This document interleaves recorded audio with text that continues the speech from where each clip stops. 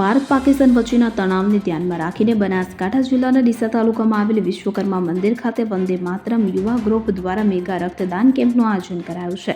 આ કેમ્પમાં ભાજપના કાર્યકરો અને નાગરિકોએ ઉત્સાહભેર ભાગ લીધો હતો. આ કેમ્પનું આયોજન મણસાલી ટ્રસ્ટ, વોલેન્ટરી બ્લડ બેંક અને સંકલ્પ વોલેન્ટરી બ્લડ બેંકના સંયુક્તથી કરવામાં આવ્યું છે. ત્યારે કેમ્પમાં 1000થી વધુ બોટલ રક્ત એકત્રિત કરવાનું લક્ષ્ય રાખવામાં આવ્યું છે. સંભવિત યુદ્ધની પરિસ્થિતિમાં સૈન્યના જવાનો અને જરૂરિયાતમંદ નાગરિકો માટે તાત્કાલિક રક્ત ઉપલબ્ધ કરાવવાનો આ કેમ્પનો મુખ્ય ઉદ્દેશ્ય છે. કેમ્પમાં રાજ્યસભાના પૂર્વ સાંસદ દિનેશભાઈ અનાવાડિયા, પૂર્વ ધારાસભ્ય શશિકાંત પંડ્યા અને ગુજરાત વેરહાઉસ નિગમના પૂર્વ ચેરમેન મગનલાલ માળી ઉપસ્થિત રહ્યા હતા. Bureau report CN24 news.